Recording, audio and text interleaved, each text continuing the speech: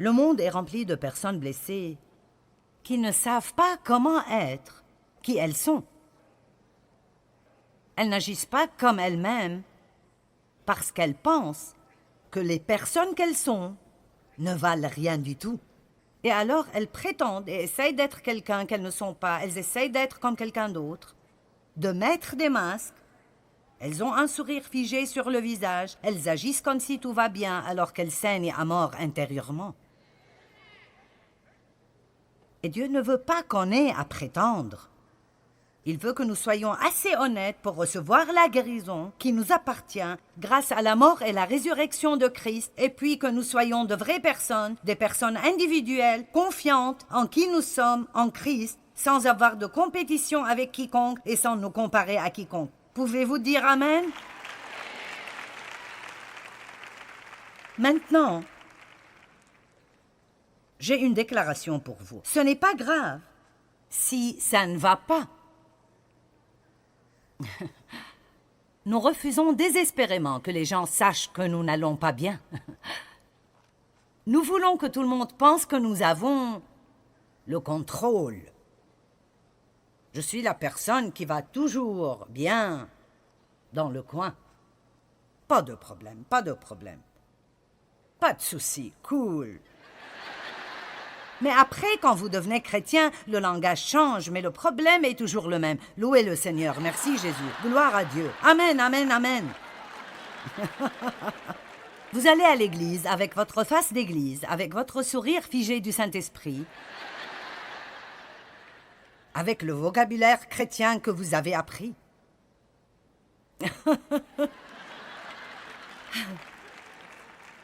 Dave et moi, nous nous disputions en allant à l'église et à l'entrée louer le Seigneur. Gloire à Dieu. Merci Jésus. Amen, amen. Ouh, ouh, ouh. Au retour, nous nous disputions jusqu'à la maison. Je me mettais en colère contre lui parce qu'il voulait regarder du foot, et puis j'allais à la salle de bain et je pleurais toute la journée. Passais la journée à être déprimée. Faisais cela toute la semaine, et puis allais à l'église la semaine suivante, louer le Seigneur, gloire à Dieu. Allez, est-ce que quelqu'un passe par cela? D'accord. Mais je vous le dis, le Saint-Esprit veut détruire cela. Laissez-le détruire cela avant que vous ne soyez détruits, et puis laissez-le reconstruire pour que tout soit en ordre. Vous ne pouvez pas recevoir d'aide de Dieu si vous n'admettez pas que vous avez besoin d'aide. Alors la première chose que nous devons faire est d'aller à Dieu et de lui dire « Je t'aime Seigneur, j'apprécie mon salut, mais je suis une épave. Et je veux de la vérité. Je ne veux pas vivre dans la déception. Voici une autre prière à prier tous les jours. Dieu, ouvre mes yeux dans toute région où je suis trompé et enseigne-moi la vérité. » Nous parlerons un peu plus à propos de la déception dans l'un des autres messages parce que nous sommes si trompés dans tant de domaines et nous pensons que tous les autres ont un problème. C'est ta faute si je ne suis pas heureux, c'est ta faute. Et si tu avais fait ça, alors je n'aurais pas eu ce problème. Psaume 109, 22, regardons combien David a été honnête. Je suis malheureux et indigent et mon cœur est blessé au-dedans de moi. Je vous le dis, le psalmiste David était étonnamment réel avec Dieu. Comme vous lisez les psaumes, vous verrez qu'il ne jouait pas de jeu de prétention. Laissez-moi vous le dire encore, ce n'est pas grave si ça ne va pas. Si vous n'allez pas bien, vous n'avez pas à prétendre que vous allez bien. Vous pouvez dire, j'ai besoin d'aide. J'ai besoin de l'aide de Dieu. Jacques 5, 16. Confessez donc vos fautes l'un à l'autre, afin que vous soyez guéris et restaurés spirituellement dans votre âme. Nous savons que nous pouvons confesser nos péchés à Dieu et que notre pardon vient de lui. Mais c'est bien parfois de juste parler à quelqu'un et faire sortir certaines choses de vous. Le problème que nous avons aujourd'hui, et que la loyauté et l'honneur ont été abandonnés et que l'intégrité est un mot que beaucoup de jeunes personnes ne comprennent pas, plusieurs personnes trouvent que c'est difficile de trouver quelqu'un à qui elles peuvent parler et avoir confiance qu'ils vont garder leur secret. Mais il y en a encore. Choisissez sagement, mais trouvez un bon ami, un membre fiable de la famille, un leader spirituel fiable si vous avez besoin de parler à quelqu'un à qui vous pouvez parler. Je n'encourage personne à aller se faire suivre pendant 20 ans, mais si vous en avez besoin, ils sont tenus par la loi de ne pas divulguer vos secrets. Parfois, nous avons besoin de nous lâcher et de laisser tout ça sortir pendant des années et des années. Je veux dire que j'avais la vingtaine avant de dire à quiconque ce qui m'était arrivé. C'est dramatique de vivre avec un tel secret pendant tant d'années. Pourquoi n'ai-je dit à personne? J'avais peur de ce qu'on penserait de moi. J'avais peur que mon père découvre que j'ai dit à quelqu'un. J'avais peur que ma mère découvre que j'ai dit à quelqu'un. Et Satan veut que nous vivions dans la peur. Il veut pratiquement que nous ruinions nos vies et puis nous faire avoir peur que quelqu'un découvre un jour. Peut-être que tu étais dans la prostitution et maintenant tu as peur que quelqu'un découvre, quoi que soit votre cas. Les secrets enterrés vivants ne meurent jamais. Ils continuent à nous détruire. Et il y a de la valeur dans ce « confessez donc vos fautes l'un à l'autre » afin que vous soyez guéris. Parfois, si vous avez quelque chose qui vous dérange, l'ennemi vous attaque et vous ne pouvez juste pas dépasser cela. Je me souviens qu'une fois, j'avais un vrai problème de jalousie envers quelqu'un. Et je ne voulais pas ressentir cela. C'était stupide, mais j'ai vraiment ressenti cela. Et j'ai juste senti que le Seigneur me disait que je devais aller et dire à Dave et lui demander de prier pour moi. Eh bien, c'est humiliant parfois de devoir dire à quelqu'un par quoi vous passez ou ce que vous avez fait. Mais c'est dans cet acte même d'humilité que nous recevons l'aide de Dieu. Dieu aide les humbles. Dieu aide ceux qui sont prêts à dire « j'ai besoin d'aide ». Ne restez pas dans l'obscurité, seul. Ce qui est ramené dans la lumière est exposé. Souvent, quand nous avons des problèmes et nous avons mal, nous blâmons quelqu'un d'autre. C'est toujours la faute de quelqu'un d'autre. Ça a commencé dans le jardin, le jeu du blâme. Et ça continue dans la vie de toute personne. Je l'ai fait, je suis sûre que vous le faites. Si je suis en retard pour le travail, c'est la faute de quelqu'un d'autre. Quelqu'un d'autre à la maison aurait dû faire quelque chose qu'il n'a pas fait, que j'ai dû alors faire ce qui m'a retardé. Allez.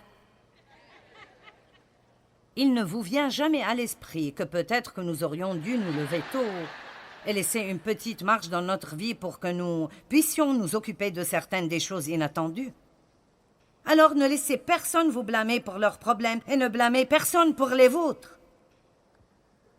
Vous dites, eh bien, ce n'est pas de ma faute, quelqu'un m'a fait ceci ou m'a fait cela. Eh bien, vous savez, peut-être que la façon dont vous êtes maintenant n'est pas votre faute, mais ne laissez pas cela devenir une excuse pour rester ainsi. Je veux dire, vous savez, quand j'ai commencé à découvrir que Dieu s'occupe de toute ma vie, et ceci n'est pas juste une affaire où je suis sauvée et maintenant je me débrouille jusqu'à ce que j'arrive au ciel et alors je pourrai avoir un peu de joie. J'ai été étonnée quand j'ai découvert que j'avais une telle foi dans mon âme à cause des choses qui me sont arrivées dans mon passé et qu'il y avait une promesse dans la Bible pour couvrir chacune d'entre elles, qu'il n'y avait aucune peine avec laquelle j'étais obligée de vivre, que Dieu s'occupe de tout. Et j'avais besoin de découvrir ce qui était à moi à acheter, réglé et livré par le sang de Christ. Et j'avais besoin de commencer à ouvrir ces paquets et commencer à jouir de la vie que Jésus est mort pour que je l'obtienne. Peut-être que vous ne savez pas cela non plus. Peut-être que quelqu'un vous a traîné ici aujourd'hui. Peut-être qu'ils vous ont nourri et vous ont promis toutes sortes de choses si vous venez. Mais le fait est que vous êtes ici et vous n'êtes pas encore hors du bâtiment. Quand nous commençons une relation avec Christ, il y a un échange divin.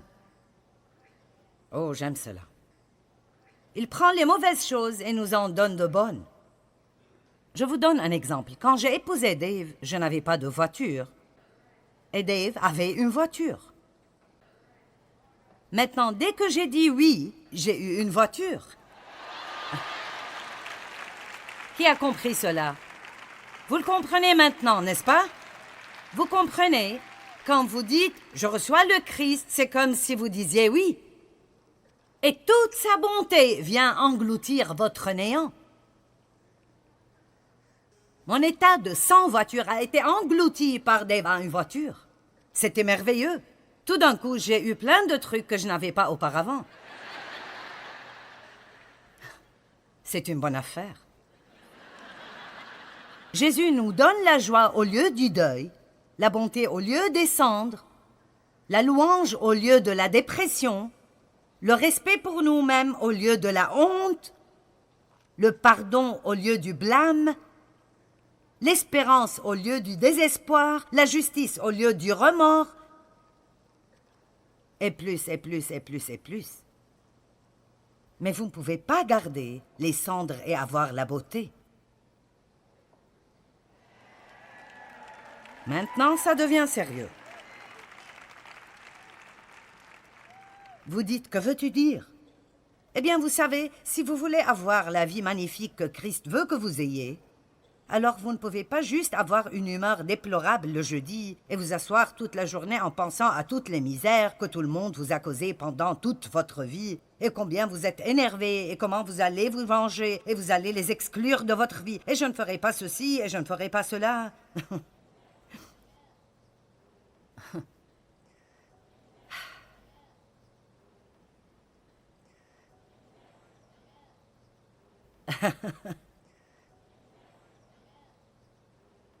Vous devez vous débarrasser de vos cendres. Vous les laissez tomber et vous obtiendrez la beauté. Amen. Mon frère est mort il y a 2 ou 3 ans à cause de l'alcool, de la drogue et de maladies mentales, et il était 9 ans plus jeune que moi. Il a eu toute opportunité d'avoir une vie magnifique. Il aurait pu être ici dans cette conférence ce soir à travailler avec notre équipe.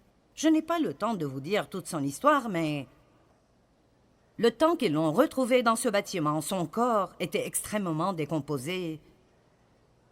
Et nous l'avons fait incinérer et ils ont renvoyé ses cendres et nous les avons prises au plus bel endroit que nous connaissons.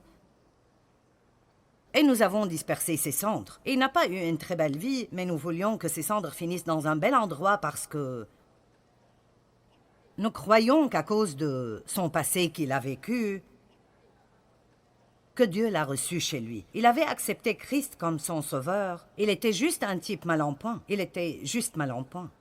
Dieu est extrêmement miséricordieux.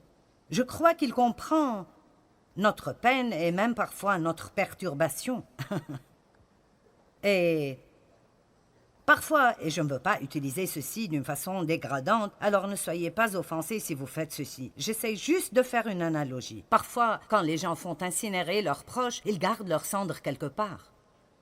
Et vous pouvez faire cela dans votre vie. Vous pouvez avoir les cendres de votre passé et vous pouvez les garder quelque part. Peut-être que vous ne leur prêtez pas attention souvent, mais là, parfois, vous voulez juste aller et les voir de nouveau.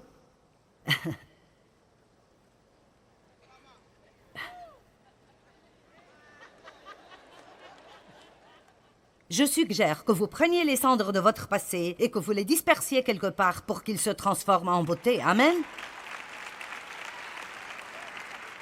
Vous voyez, là où j'ai mis les cendres de mon frère, il n'y a aucun moyen pour moi de revenir et de les rassembler.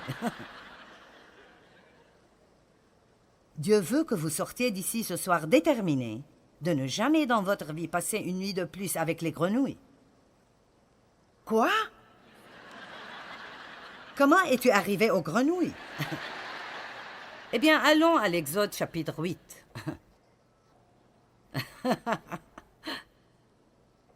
Je vais en fait refaire ce message et l'appeler « Une nuit de plus avec les grenouilles quelque part ». Exode 8. Les Israélites, dans l'esclavage en Égypte, ont crié à Dieu pour un délivreur. Moïse, qui était un type de Christ, leur a été envoyé. Pharaon, qui représentait le diable, ne voulait pas les libérer. Alors, Dieu a envoyé des plaies l'une après l'autre et a dit « Tu auras une vie misérable jusqu'à ce que tu laisses mon peuple partir. » Eh bien, l'une de ces plaies était les grenouilles. Exode 8.1. Puis l'Éternel dit à Moïse, « Va vers Pharaon et tu lui diras, ainsi parle l'Éternel, laisse aller mon peuple afin qu'il me serve. » Et je suis ici ce soir pour vous dire que nous annonçons au diable, laisse aller le peuple de Dieu afin qu'il puisse servir Dieu. Amen. Je serai le porte-parole de Dieu ce soir et je dirai, ainsi parle l'Éternel, laisse aller mon peuple. Amen. Si tu refuses de le laisser aller, je vais frapper par des grenouilles toute l'étendue de ton pays. Le fleuve fourmillera de grenouilles. Elles monteront et elles entreront dans ta maison, dans ta chambre à coucher et dans ton lit, dans la maison de tes serviteurs et dans celle de ton peuple, dans tes fours et dans tes pétrins. Dieu peint une image ici, des grenouilles partout.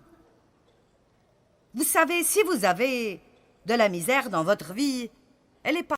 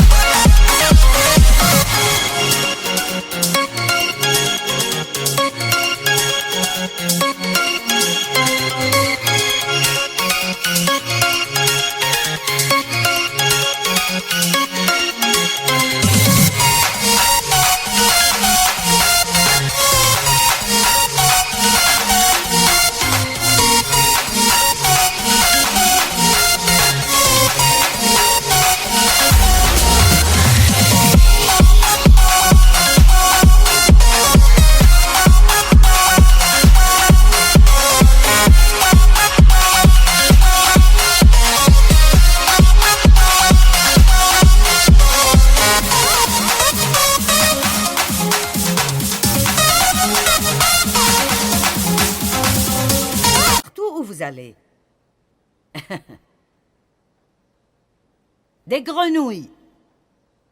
Des grenouilles d'apitoiement, des grenouilles de colère, des grenouilles d'amertume, des grenouilles de haine. Allez, vous me suivez? Des grenouilles. Bon.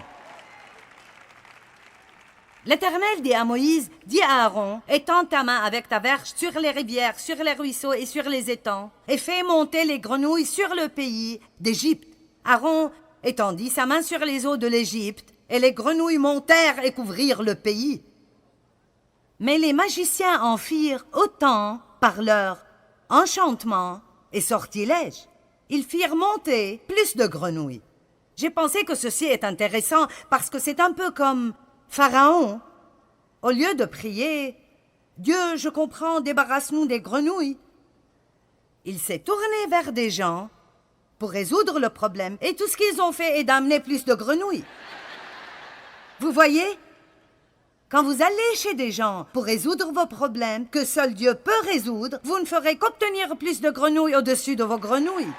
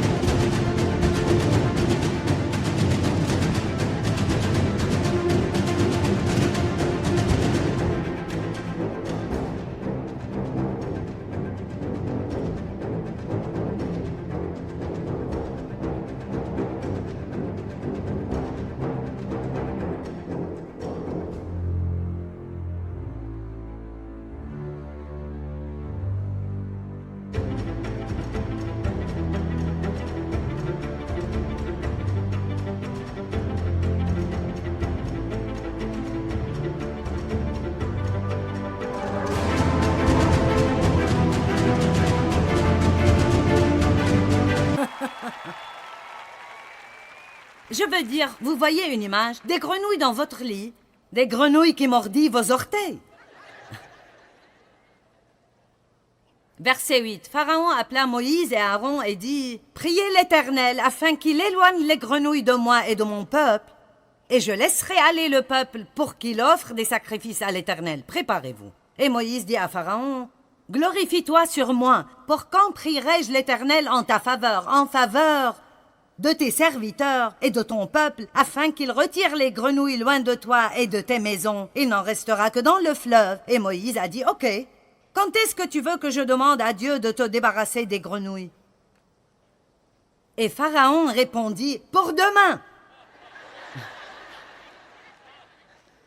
Maintenant, voulez-vous passer une nuit de plus avec les grenouilles? Pourquoi Pharaon voudrait-il passer une nuit de plus avec les grenouilles? Pourquoi n'a-t-il pas dit « Prie maintenant 7 minutes même » ? Qui dans ce bâtiment ce soir dirait « Pas une seule nuit de plus avec les grenouilles » ? Vous savez quoi?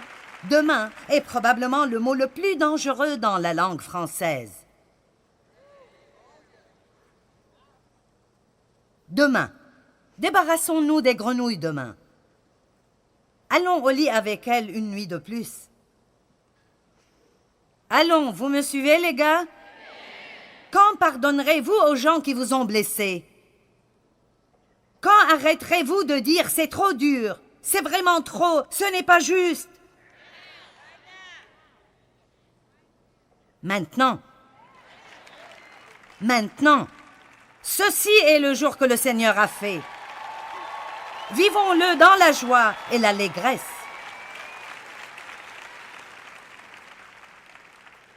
Quel est le moment le plus important dans votre vie? Certains diraient le jour où j'ai reçu Christ. Pour certains, c'est peut-être ce soir.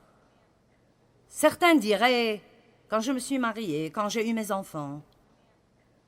Vous auriez tous tort. Le moment le plus important dans votre vie est ce moment maintenant, parce que c'est le seul que vous savez sûrement que vous l'avez. Tous les moments d'hier sont passés. Vous ne pouvez pas aller en arrière et changer ce que des gens vous ont fait. Mais vous pouvez prendre une décision aujourd'hui que vous ne passerez pas une nuit de plus avec les grenouilles. Vous ne laisserez pas ce que quelqu'un vous a fait il y a 20 ans continuer à ruiner votre vie. Vous devez persévérer et vous obtiendrez la beauté au lieu des cendres, la joie au lieu du deuil, la louange au lieu de l'abattement. Amen.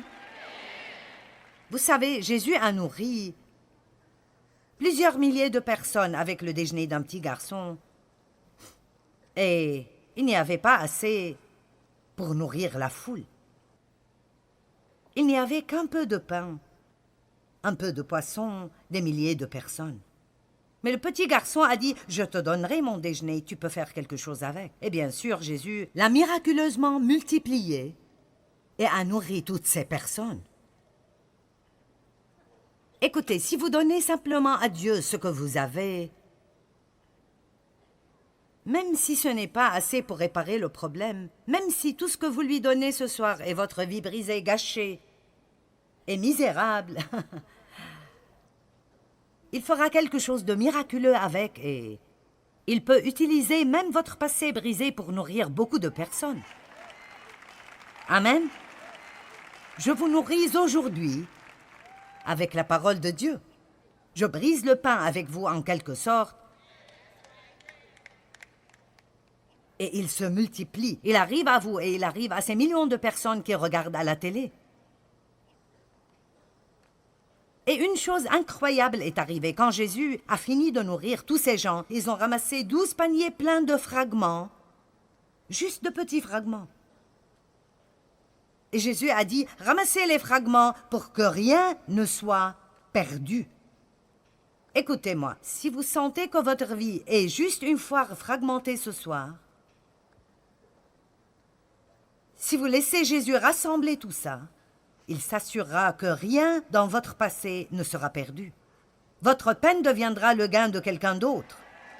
Votre foire deviendra votre message. Ce que vous avez traversé pourrait devenir votre miracle et certainement le miracle de quelqu'un d'autre. Vous savez, pendant plusieurs années, j'ai dit Eh bien, si seulement on n'avait pas abusé de moi. Si seulement on n'avait pas abusé de moi. Vous savez, quand Lazare est mort, sa sœur Marie a dit à Jésus, « Si seulement tu avais été ici, Seigneur, mon frère ne serait pas mort. Pourquoi n'étais-tu pas là? » Si souvent nous disons cela, « Pourquoi ne m'as-tu pas aidé quand j'étais dans cette situation? Pourquoi ne m'as-tu pas aidé quand on a abusé de moi? » J'ai demandé à Dieu de m'en sortir, j'ai prié. Il ne l'a pas fait. Il aurait pu le faire, il ne l'a pas fait. Joyce, tu n'es pas en colère contre Dieu? Il est de loin plus intelligent que moi. Et je vous dirai quelque chose, écoutez. Il n'en m'en a pas sorti, mais il m'a aidé à la traverser. Allons maintenant, il m'a aidé à traverser. Et je veux vous dire quelque chose. J'ai eu une expérience avec Dieu. Et maintenant, Dieu a pris cette foire brisée. Et ici, maintenant, ce message, ma vie guérie, ma vie restaurée, ce message a le potentiel de mettre des millions de gens au début d'un chemin de guérison dans leur vie. Si Dieu m'en avait sorti quand je voulais en sortir, ça aurait été bien, mais je n'aurais pas eu ce message. Je n'aurais pas eu ce message. Comment Dieu travaille dans tout ça. Et je sais que parfois ça nous paraît être injuste, mais je vous dirai une chose. Quoi que j'ai perdu, oh mes amis, laissez-moi vous le dire, Dieu m'a donné le double au lieu de mes troubles. Amen. Et il fera la même chose pour vous. Plus de grenouilles! Je crois qu'il est temps de prendre une décision, de sortir de l'esclavage, de laisser tomber les grenouilles et de trouver la liberté que Jésus est mort pour que vous l'ayez. Ne vivez pas dans votre peine passée un jour de plus.